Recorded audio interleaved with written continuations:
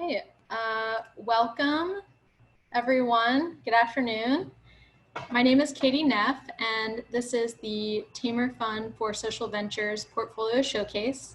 Today we are focusing on the health sector, and we're lucky to have 5 of the 8 founders in our portfolio that are in the health sector.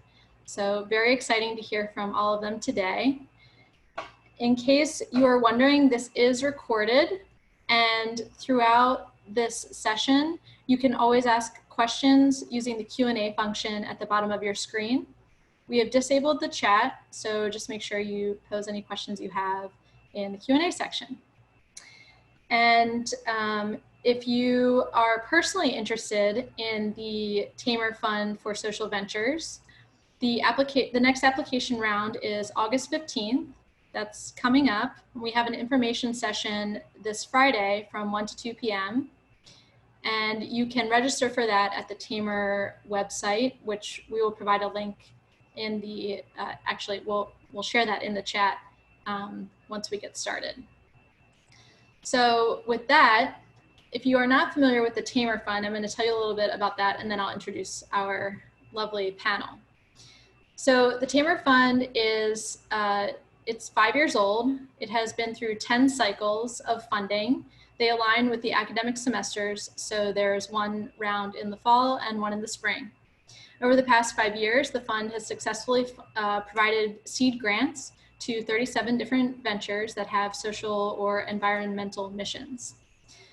Something unique about the Tamer Fund is that it is agnostic to business model, so you can be nonprofit, for-profit, or some sort of hybrid version. And we are available to founders who come from any part of the Columbia University school system and its affiliates.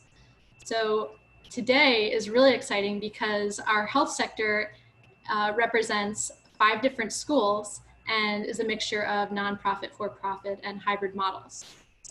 And with that, I'm going to introduce our panelists. We have Jason Kang, who is the founder of Kinnos and a graduate of the engineering school. We have Usama Javed Mirza, a graduate of Teachers College and founder of Saving 9. Helena Plater-Zyberk, a graduate of the business school and founder of Supportiv. Sylvana Sinha, who is a graduate of the law school and founder of Prava Health. And lastly, Carolyn Weinberg, who is a graduate of the Mailman School of Public Health and founder of Prava Health. So it's a really nice mixture.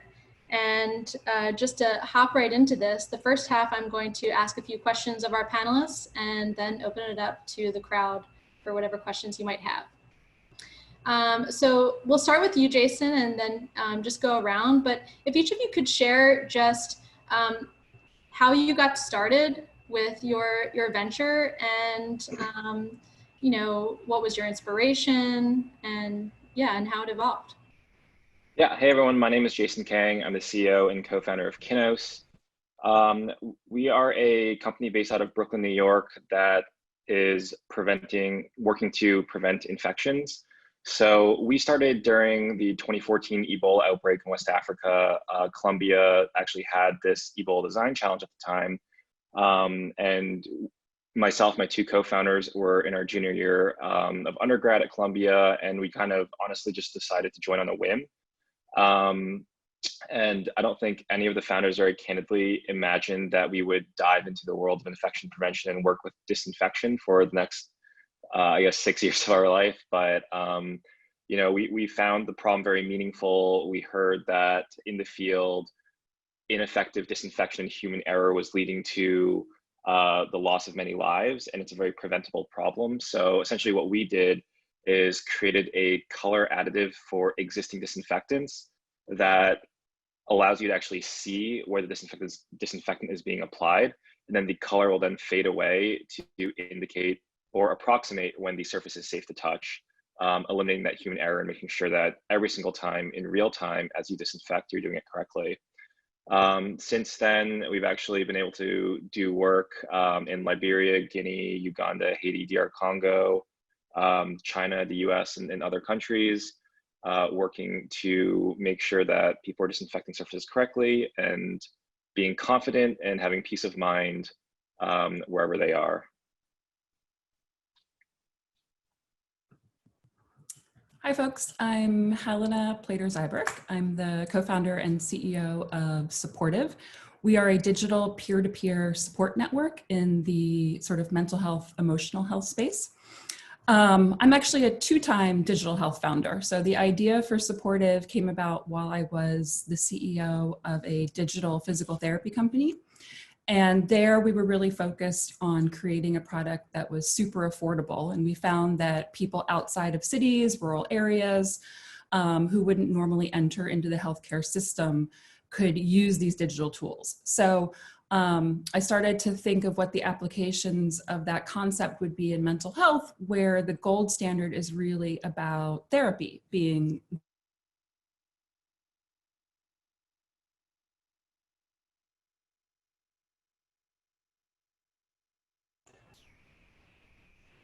Looks like we're having a little technical connection issues. you know, a valuable tool just isn't there yet. Can you hear me okay?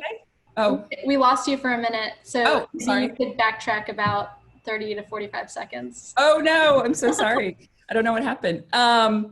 Well, I was saying that the idea for Supportiv came about while I was the CEO of a digital physical therapy company. And we were seeing that an affordable solution was really attractive to the market. So I sort of applied that thinking to mental health, where therapy is the gold standard practice. But for a variety of reasons, and particularly outside of the coasts where therapy is quite normal, people don't access therapy. They don't think of it as a solution that is applicable or cost effective. So peer support is a really efficacious and evidence-based alternative, but no one had really thought of how to apply technology to the solution to make it scalable on more than a one-on-one relationship. So Supportiv came about with that mission. Let's drop the price of emotional health care to pennies per minute. And that got us on our way. And we've had actually 500,000 users so far.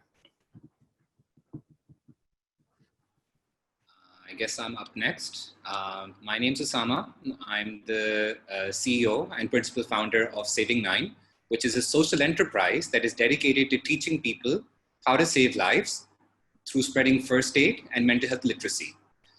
We're currently based out of Pakistan, and we began, well, the story began when I was an undergrad back in Pakistan, and I was a physics major, but I joined the university's emergency medical services department, and it was a bit like Kung Fu Panda. I was the most clumsy person in the entire batch by far.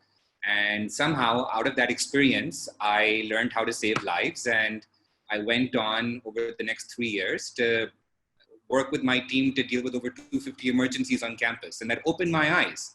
It opened my eyes to how badly emergency medical services are needed in a developing country. And it opened my eyes to how you don't need to be a doctor to save lives. Anyone can learn how to save lives, regardless of your age, regardless of any sort of demographic indicator you like. You can save lives. A clumsy scientist that I was could learn how to save lives. So then I went to Columbia on the Fulbright to Teachers College. And over there, I reflected a lot during my master's in education on how you can make first aid engaging, because most first aid courses are about PowerPoint presentation slides that last 50 minutes, followed by 5 minutes perhaps with a CPR doll, which is not very good for, preparing someone mentally for the stress of dealing with an emergency. How do you control your breathing? How do you relax with the people around you? And then how do you think clearly and do what is necessary to help save that person's life? So we worked together at Saving9 to completely rethink how to go about first aid education. And now some benchmarks that we have achieved is we've launched Pakistan's first entirely women-led and run ambulance, which is from the rural areas where women don't have driver's licenses and are not employed. And secondly, with support from the Tamer Center, we're launching Asia's first and the world's second mental health ambulance within Pakistan as well. And COVID has affected that, and I'll elaborate on that later. But in a nutshell, that's what Saving 9 has been about, and we've grown rapidly in the last 2.5 years. Hi, I'm Carolyn Weinberg, and I am the founder of Plan A Health, which is a nonprofit that focuses on bringing mobile reproductive and sexual health clinics to rural and underserved areas. And we're about to, well, in the next 6 months, open our first clinic in the Mississippi Delta. I've been working in the reproductive health space for almost 20 years at this point, and was kind of working in the policy space in 2018 and watching the kind of slow and ongoing restrictions of access to women's healthcare. And sometime in September 2018, hit a breaking point and kind of sat down and did an inventory of my skill sets and my frustrations and rage, and decided to focus on creating programs that creating a program that would increase access to reproductive health care for people who were facing significant barriers and social determinants of health. And mobile clinics are a really effective way of doing that. And through kind of process of elimination, I ended up in Mississippi and have been working down there for the last year and a half, building a program that's really rooted in the community and can help increase access to care for people who, through no fault of their own, just aren't able to get it.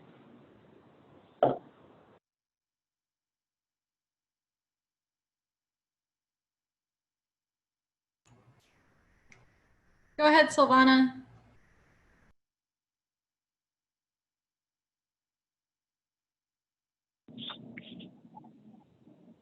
Hi, this is Sylvana Sinha. I'm the founder and CEO of Prava Health.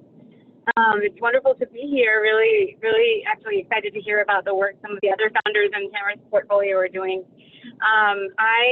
Actually, Prava, I think, was one of the inaugural ventures in the first round of Tamer's establishment. So we're really honored to be part of the network.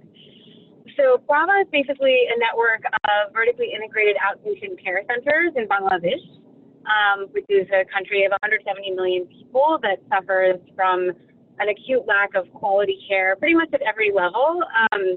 But in particular, we saw a real gap for the middle class, where there are really limited options. There's not bad care in the public system for the masses, and there's also variable quality care for the wealthy, but it exists, but it's quite expensive. And most of the elites kind of travel for their healthcare anyway. And so we saw an opportunity with the really growing middle class to establish a brand that patients could really trust. That was their first point of entry into the healthcare system. And so the model is centered around primary care. When I describe it to U.S. audiences, I like to say it's like one medical plus diagnostics in one. So it's really tech-enabled primary and secondary care. And we do all the diagnostics in-house as well, because we really don't trust, unfortunately, there's only one internationally accredited lab in the country.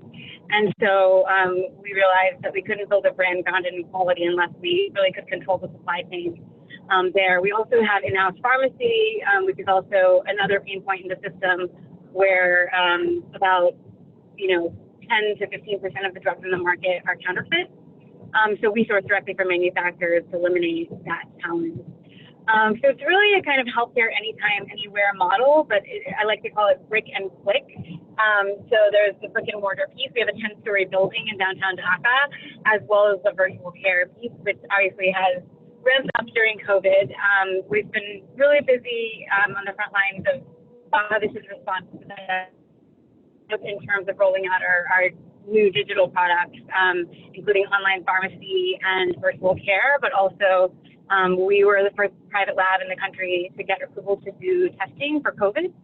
And so we've been very busy the last few months. I'll just pause there.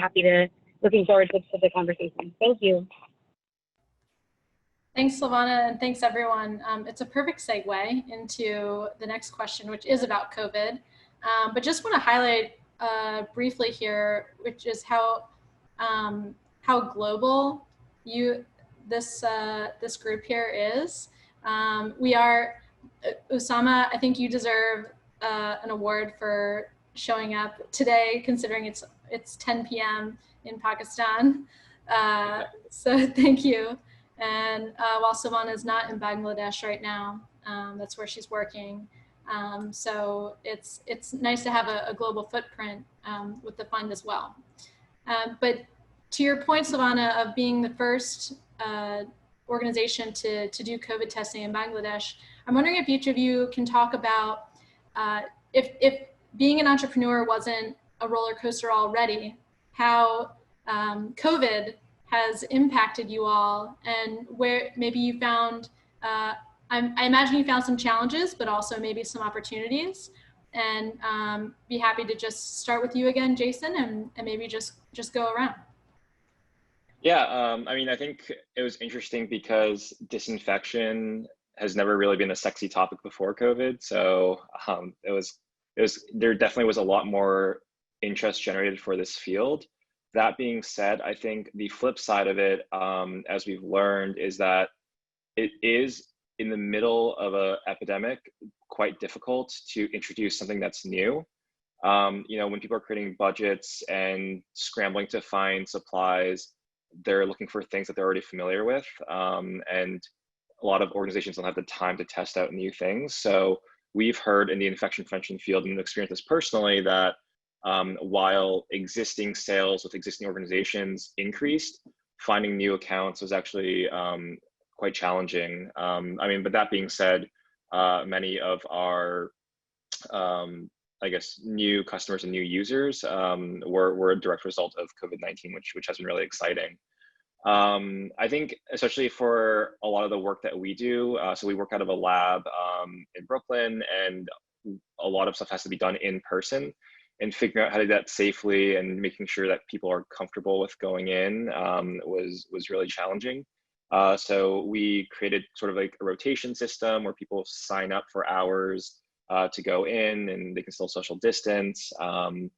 And something else that we started doing as a result of COVID-19 is actually helping out with the hand sanitizer shortage and manufacturing that. And we've been able to deliver tens of thousands of units to hospitals and children and welfare organizations in the state. So yeah, I think like all the other entrepreneurs, just kind of rolling with the flow and just adapting and trying to help out in any way we can is that's been the last 3 to 4 months for us. So in the mental health sphere, there was some, acknowledgement that there was a crisis situation pre-pandemic already. So global stats say about 1 in 5 adults will experience, a mental health related condition in their lives, like anxiety. And there was this sort of like burgeoning notion of there being a loneliness epidemic in the US due to a lot of us, neglecting our in-person support networks and spending a lot of time on social media. That has now just completely amplified because of COVID. So it's really like no longer stigmatized to feel anxiety because it's a universal feeling. There's a universal feeling of hopelessness, existential crisis. And so all of these sort of brewing undercurrents are now exposed to the masses. And there was recognition already prior to COVID that there is just like a crumbling mental health system in the United States. I mean, it's so over capacity.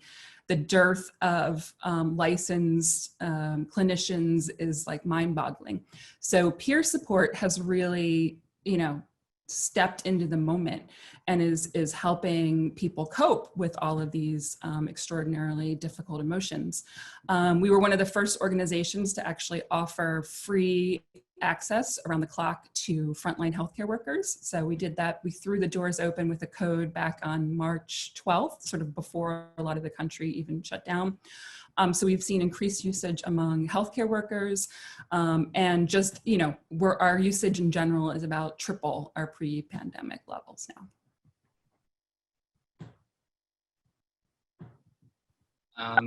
From my end, it has been to hell and back again. I don't know how else to put it, because so we have community-run ambulance systems, but our first responders tested positive for COVID. So we had to consider shutting down the system, and we did for 2 weeks, and that was a very uncertain time. We weren't able to get access to personal protective equipment because there was a universal shortage not only in Pakistan, but all over the world. Thirdly, it becomes very difficult to navigate your professional priorities when all your friends and colleagues are having panic attacks and their mental health challenges are significantly aggravated, and you yourself, are very, very burnt out and exhausted and frustrated. So it has been a very, very, very difficult time, but I'm happy to say that now we have made a chalked path forward for ourselves. We've innovated, and we've come up with a really interesting way to teach first aid and mental health to people online. Skills that you would generally think need to be done in person. We've made a lot of substantial headway in terms of imparting a lot of those skills in an online Zoom-based forum, and now we're working on scaling that up. And it's been an opportunity because now we're not restricted by geography. Now we can actually target demographics online throughout the whole of Pakistan and beyond. So now we're beginning to see it as an opportunity. Another challenge was that in launching our mental health ambulance, our demographic was university students, but now universities are closed. So we couldn't really start the pilot. So now we've changed our demographic, and now we started with an online hotline for suicide and related emergencies. And then we're going to be finding out a target market that is appropriate. So there's been pivoting, but I'm happy to say that it's all in all, I would say it's really groomed us. It's really helped us learn how to utilize online and edtech forums. We've also built very strong bonds with our communities because we had to literally support the government in doing a social distancing campaign for a community of 45,000 people. And we had to educate them overnight in social distancing and what COVID is all about. And we had to develop the systems database for COVID-19. So it was very, very, very stressful, but we've come out stronger and with stronger systems and with a changed vision that is powered by technology.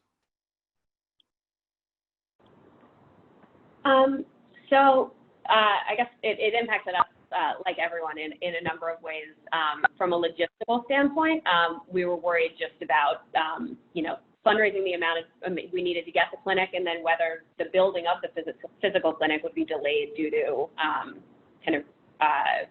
safety concerns on people actually building it. But thanks to the generous support of the Tamer Fund and some also generous philanthropists, we were able to, order the clinic and or to have the funds for the clinic and to be able to order it to start next year. So that was encouraging. But we also have the concern of the fact that as a mobile unit, kind of by definition, you're a small space, and wanting to bring people the healthcare they need, because one of the things that, one of the lessons from COVID is just how incredibly stark the healthcare disparities are in this country, and what we can do to help change that, but also not wanting to encourage people to be gathering in a small space when it's not necessarily safe, to encourage people to come out and kind of wait for healthcare. So figuring out how to navigate that has been a challenge, but it's also opened up new opportunities. Like, we've thought a lot more about the role that we can play in telehealth and how we can, host some events outside to encourage care and work closely with community organizations to expand their services. So it's been a stressful and complicated time, but also has encouraged us to kind of expand our opportunities to make sure that we can address things in this new world.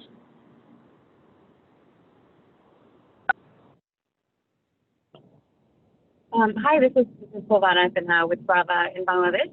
I would say for us, I think it's also been, extremely overwhelming and hard to keep up. I think there's just excess demand for a lot of different levels of healthcare services, and definitely it's created a lot of opportunities for us. I mean, I think being the first private lab that got the approval for COVID, it was free marketing for us, and we went from receiving a few hundred calls to our call center every day to receiving literally thousands of calls, and we weren't prepared for that, frankly speaking.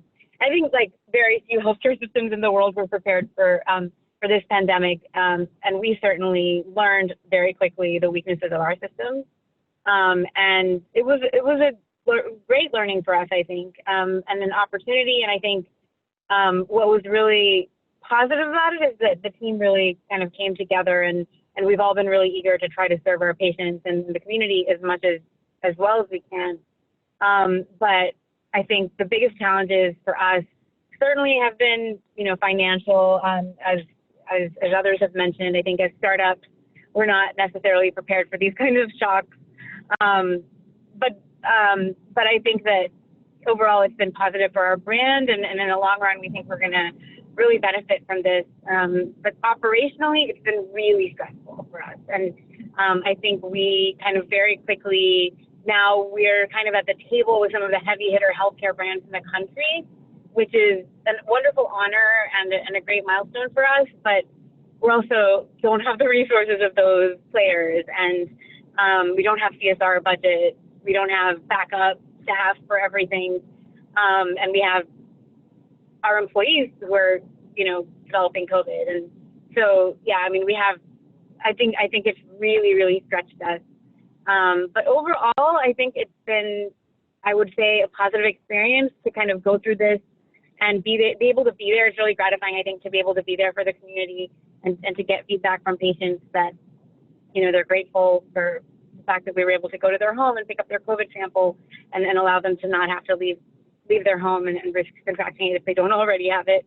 And so, yeah, I guess that would be my main takeaway, is that it's overall been positive, but it's definitely a daily roller coaster. And in markets like Bangladesh, I think one of the big challenges, and I'm sure Usama and others might be able to relate to this, even in developed markets like the United States, I think governments have been really slow to respond on policy.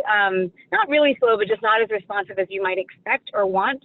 And so when they communicate to the public about different aspects of policy, it's sometimes a little bit disjointed. When they communicate with us as providers about what we can and can't do, it's also a little bit disjointed.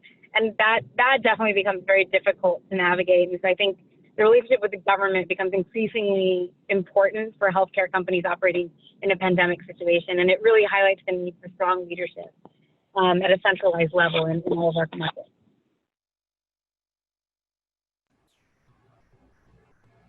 Thanks for all of you sharing that. And I'm wondering, so I have one other question before we open it up. Please, audience, please feel free to put some questions in the Q&A. But kind of bridging off of a few things that were mentioned, the rise of telehealth and really working with government institutions to help with the, protecting people's health as we move forward in this pandemic.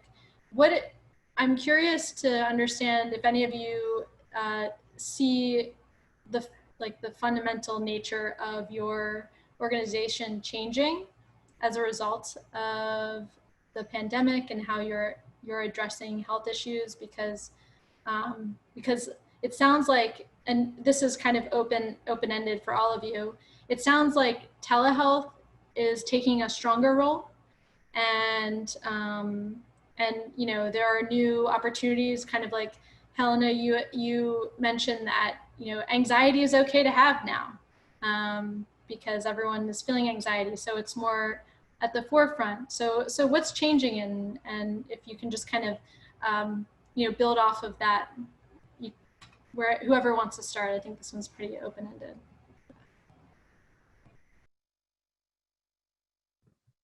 I mean, I can elaborate on that a little bit. I mean, I think that one of the most interesting things that happened is that, like, demographically, our user base is shifting.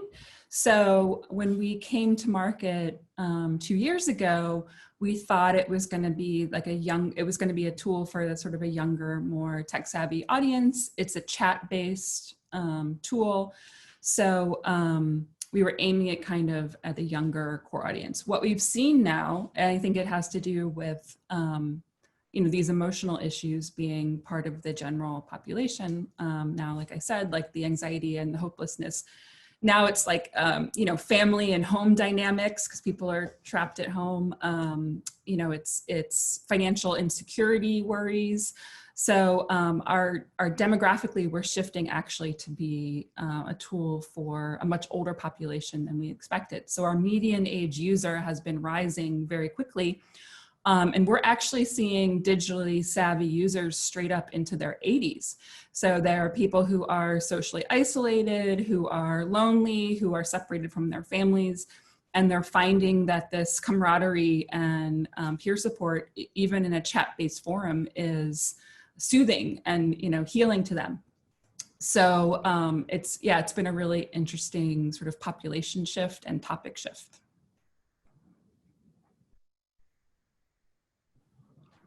I can take a stab at this. So basically, our mission has been actually more central than ever before, because teaching people how to save lives through first aid. I mean, currently there is such a stigma and fear towards going to the hospital.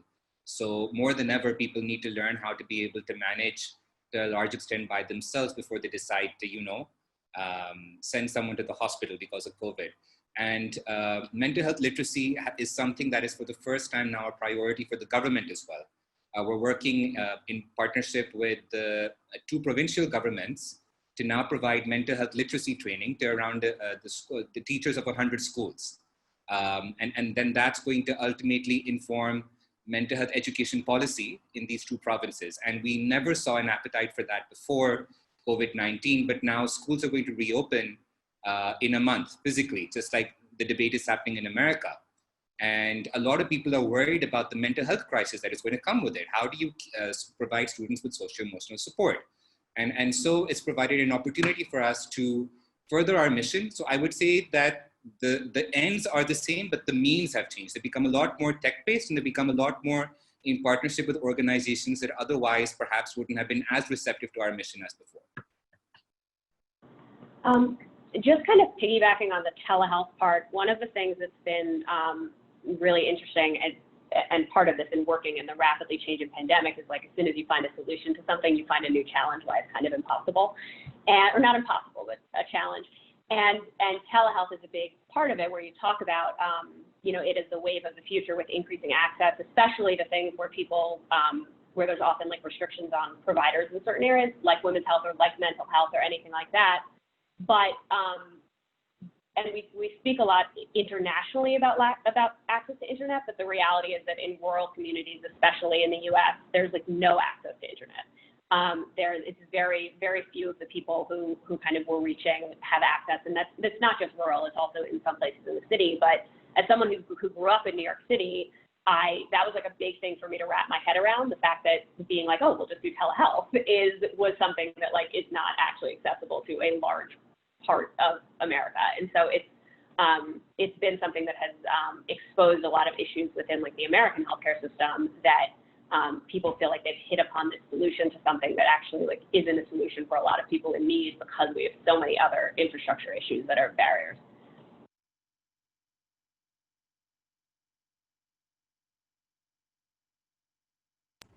Sylvana or Jason, did you want to chime in?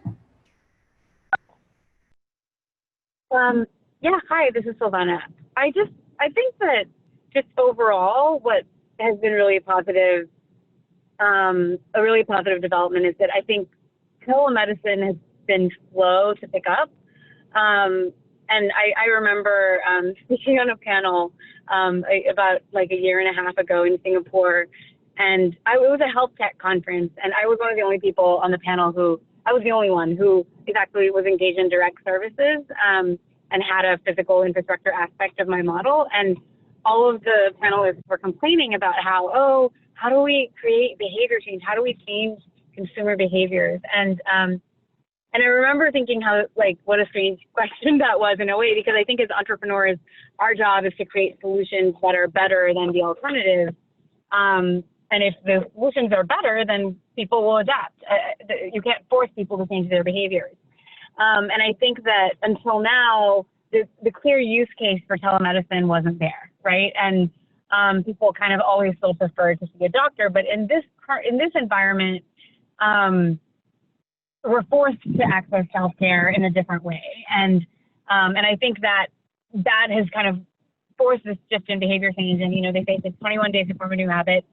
I think people are getting used to this, and it's probably here to stay, as certainly not necessarily a replacement for in-person consultations, but I think it's very useful as a first point of entry and as a kind of triage mechanism for patients. And so overall, I think that's a very positive shift. And for us, it's definitely accelerated our digital strategy. And we've actually developed a software tool to allow for remote management of COVID positive patients that has applications to chronic disease as well. And so we're really excited to see where some of these tools can go to help to enable patients to take better care of themselves. Yeah, I guess as a hardware company, I don't have much insight on telehealth, but I will say that because of COVID, access into hospitals, for example, is much more limited than it used to be. Getting people's attention is much harder. So, you know, you have to work with virtual trainings or in-services. You have to create more videos and teaching tools. And we've definitely had to rely on more partners recently that still do have access. So I think the virtual movement, at least, is also very relevant for hardware. Well, you all bring up so many interesting points, and it makes me want to ask maybe like 5 more questions to each of you. But since we're limited on time, Jason, actually, so the questions have started filling up, and the first one is actually specifically for you. You said you really had to adapt a little bit more to virtual connections, and the first question is, are you able to work internationally in the pandemic? And how can you elaborate on that and how you're managing? Yeah, so right now our formulas, if you will, for our product are mainly compatible with bleach, and we've actually found that internationally bleach usage is higher proportionally than here in the US. So definitely have been exploring a lot of different opportunities internationally, and given that it's difficult to travel right now. I think leaving the US is hard because so many countries have banned us from entering them, but we've started working with distributors and signing agreements where there's incentives based on performance, and they're going to help develop the market with us. And it's a little strange because we've never met these people in person. It's hard to get a true gauge of what the dynamic's going to be like, but I think at some point you just take a leap of faith and trust your gut. And we've been able to now do a couple of agreements in Mexico, United Arab Emirates, working on South Africa right now. So it's definitely a little uncomfortable, but also very exciting at the same time. That's incredible that you're able to do that, even though it's just virtual. Yeah, it was interesting. I mean, a lot of these opportunities were kind of unsolicited, just out of the blue, very serendipitous. People heard about what we were doing and they just reached out. And as we talked more and more, it just seemed like it made sense and it was a good fit. And so I think we also turned away like hundreds of different solicitations to distribute our product internationally. Some were clearly not good fits. So it did take a lot of time to vet these opportunities as well. Thanks, Jason. And this is for the rest of you. It's another question, but similar, which is, how many of you are eager or even willing or able to expand your work beyond your current customers, given our new normal?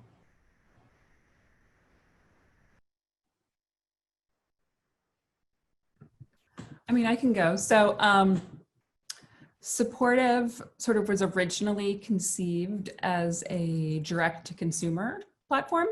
So people can come to the website and just sort of, start engaging in the peer support with, less than a minute of wait time. Over the past couple of years, we started to get inquiries from like large employers and health insurance plans about serving them as customers as well. So that was sort of a traditional route for many digital health solutions. We, however, did not see a place for ourselves working in this couple of populations. So working with providers, for example, and working, like I mentioned, with the elderly. So, we just didn't have those channels in mind. And so with COVID shaking up the new normal and seeing kind of like these emerging pools of need, we've definitely started to wrap our head around, you know, how we can work with provider systems and actually be like a tool for both clinicians that want to, you know, have touch points with their patients, but also for the clinicians themselves. That's really been a growing area of need. And then, like I said, sort of for the, you know, population of retirees who I think everyone has really woken up and sort of understood what the effects of long-term isolation are.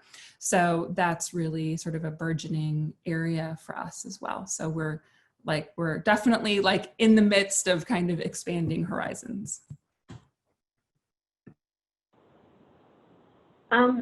So usually I as a person tend to kind of see a problem and be like, okay, let's tackle this, how to fix this. So when COVID happened, I was like, oh, we should do COVID testing.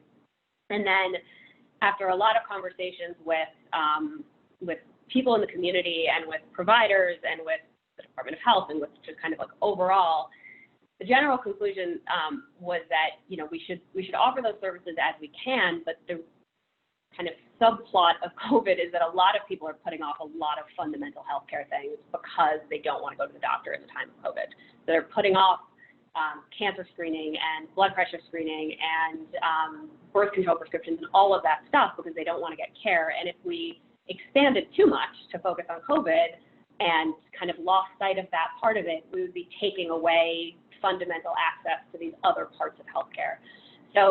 So one of the things we're figuring out now really is how do we reconcile that we have the ability to go into communities that don't have access and provide care in times of a pandemic that are vitally needed, like screening.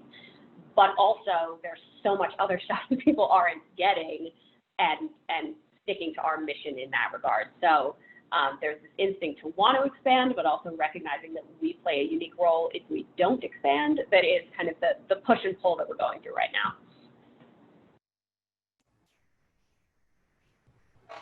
From my end, I think it's a tremendous opportunity because now we can do all our literacy work online. And that means that now we have access to people in areas that otherwise we wouldn't have. And because of COVID-19, a lot more people are working on improving their connectivity, on getting themselves Wi-Fi in different regions. And a lot of partners are willing to actually support local communities by giving them connectivity through portable Wi-Fi devices and so on and so forth. So it's really opened up markets to us that otherwise would not have been available for virtual learning.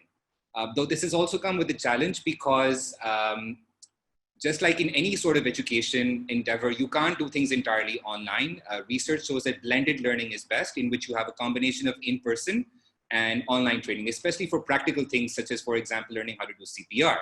But we are really beginning to test those limits and working with local people on the ground to create a blended experience that is actually scalable.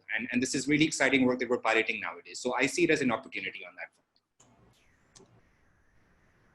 In the interest of time, I'm gonna push to the next question, and maybe Sylvana, you can start with an answer to this one, which is I'm gonna try to summarize this question, but basically it's in terms of COVID,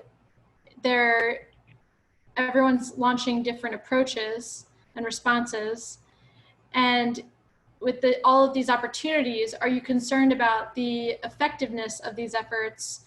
Is there a risk of losing effective data collection or the impact made in terms of data collection? Not sure if I'm asking that right, but give it a shot, Sylvana. Yeah. Can you hear me? Just want to make sure this is working. Yep, we hear you. Oh, okay, great.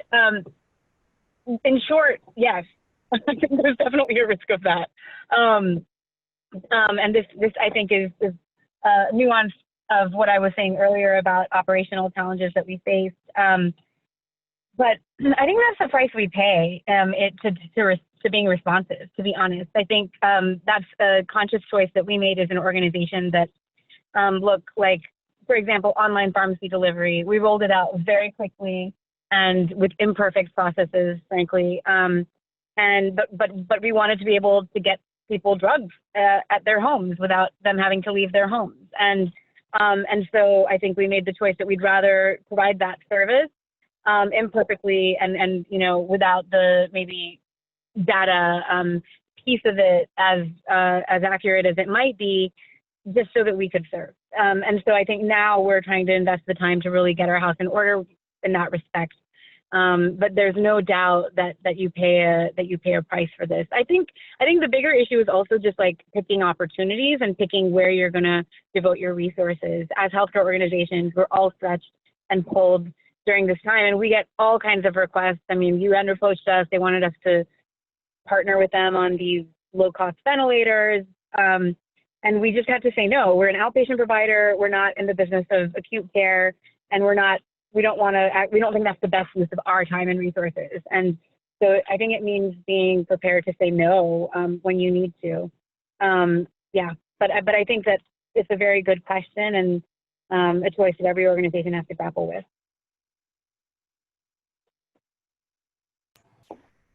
It looked like every single panelist here was shaking their head yes when you're saying it's something you all have to grapple with. Yeah, I can only imagine. I mean, even hearing, Jason, when you were sharing that you decided to do hand sanitizer for a little bit, you know, I'm sure that was a debate of, okay, what does that mean for the rest of, you know, whatever we're working on and everything. Yeah. Yeah, I mean, it was definitely very stressful, very hectic. We just rushed it out as fast as we possibly humanly could. And yeah, it was more of, let's just get it done and not really think about, you know, everything else, just make sure it gets out there to people who need it. Okay, so there are a couple questions specific for Saving 9 and Plan A.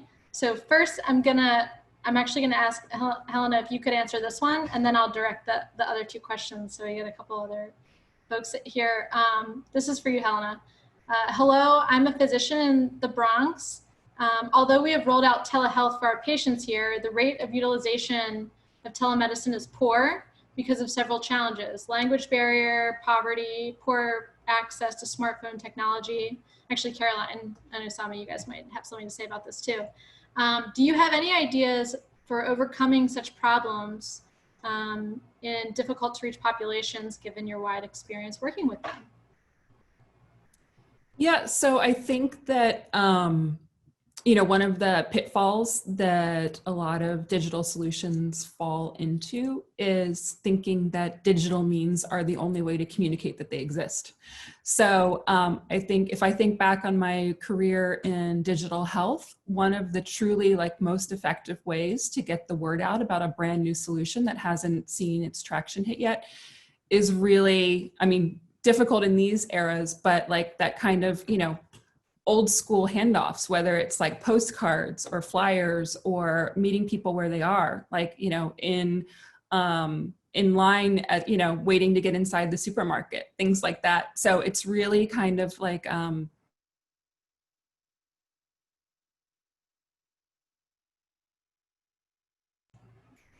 Okay, well, we'll have to have that question continued once Helena gets reconnected to us. So I'll move on to the next question, which is, we lost you, Helena. How far back? Yeah, not too far. Maybe just like the summary of your point, and then we'll move on. Yeah, so thinking away from digital means to attract the individuals, but then also looking for words for like ways to spread through word of mouth. Perfect. I may have lost you guys again. Nope, we got you. That was it. That was a good summary. Thank you.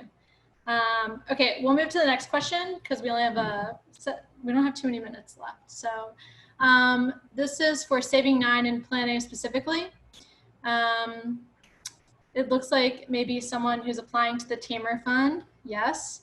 As we approach the application deadline for the next round, do you have any advice for a nonprofit social enterprise on how to demonstrate that you are in a position of success? This founder has a hybrid, repeatable, scalable model. They charge $1 a day, and it's difficult to create a profitable model. And so maybe some advice on that. Sure. So basically, the Tamer Center, and in our pitch, we didn't make a case for making massive profits. We said that instead, what our model does is create generational impact. Once you set up that system, it continues to self-sustain itself and create impact without having to pump in a lot of money, because it's community-led and run and relies on community financing. So we didn't have to make the case that you need to make a lot of big bucks. It just needs to become something that ultimately is self-sustaining. The other thing is that the advantage of a hybrid model is that you're not only relying on revenue from services, you're also relying on revenue from donations and grants and government support. And in times of COVID, that can be very helpful, because though people aren't willing to necessarily do a lot of business right now, they are willing to make a lot of charitable donations to help the COVID crisis and people who are unemployed. And so you can rely on those revenue channels to pursue your long-term social impact goals, and use that to develop your organization's business model in the future. But long story short, basically, you don't have to make the case that you're going to make a lot of money. You have to make the case that somehow your impact is going to be something that is sustainable. And it has a diversity of resources, so that if if force majeure occurs, one thing stops working out, you still have more than one way through. Yeah, I mean, that's what I was going to say, that it's not necessarily about profit, it's more about sustainability. And if you can show that, that you have multiple sources of revenue and there's a way to sustain the program, especially if you can point to other programs that have done something vaguely similar and have worked in the past, then I think that that's kind of a solid entry point. Great advice. Above all, make the case for the social impact you're actually creating. That's much more important than any other matter, the social impact. Great advice. Didn't pay them to say it, all on their own. Okay, so we have two more questions. And then while these two questions are asked, if all of you, all the panelists can think about maybe like a final thought for anyone out there who wants to get into the social venture world, or just maybe get into the health sector. Okay, so maybe Helena and Carolyn, how are you dealing with HIPAA and licensing regulations in virtual work? Wow, so one detail that I've not mentioned so far is that we're an anonymous platform. So that was very intentional. One, having worked in the healthcare sphere before and understanding the hurdles that come into play when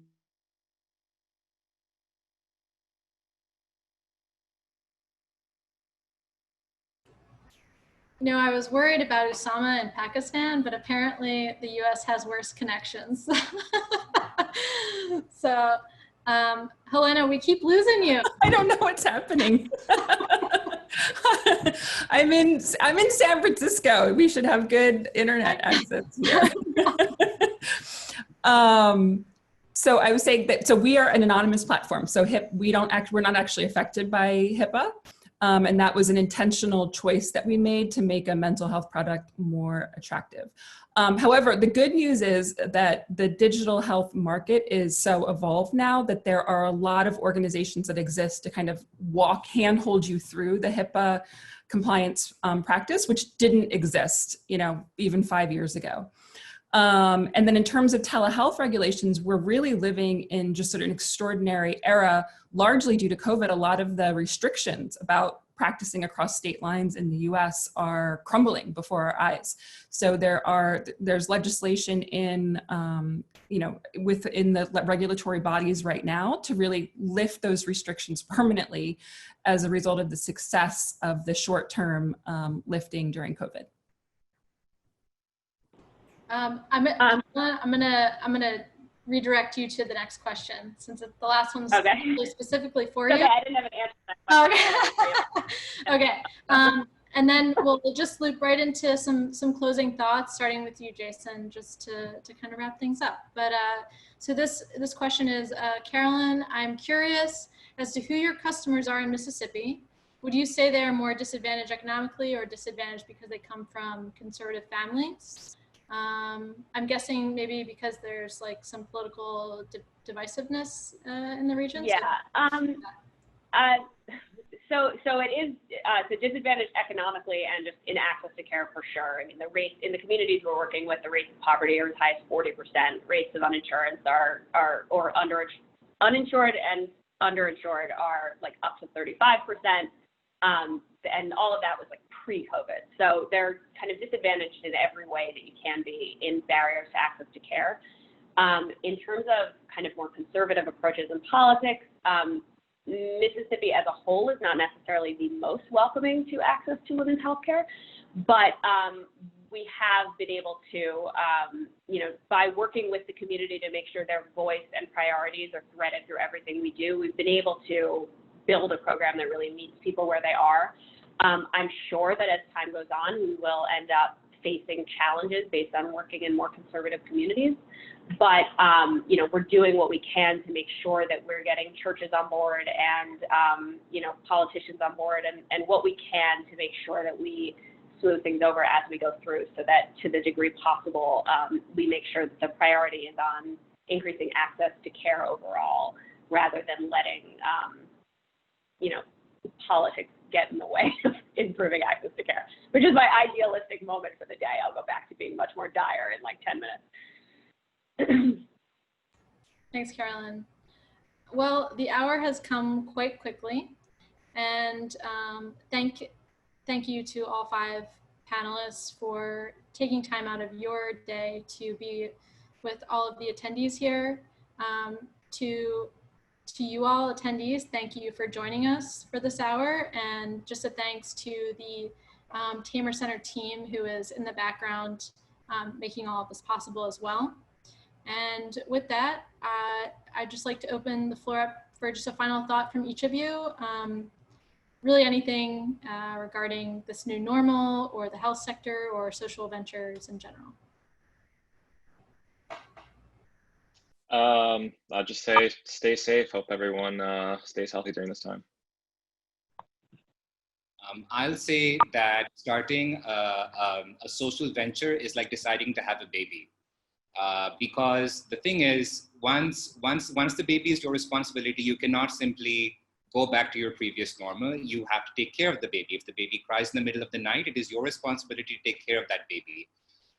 So going down this path is very, very exciting. It is very meaningful. It is going to come with a lot of self-sacrifice. If you have ever seen a parent in the first 2 years of their raising a child and how they have sleepless nights and how they have to always, raise their baby while it's crying and they have to go and do other things and have to make compromises on every other aspect of their life, that is what you are signing up for. It's all worth it when the baby smiles and as the baby grows, but you should know this is what you are signing up for.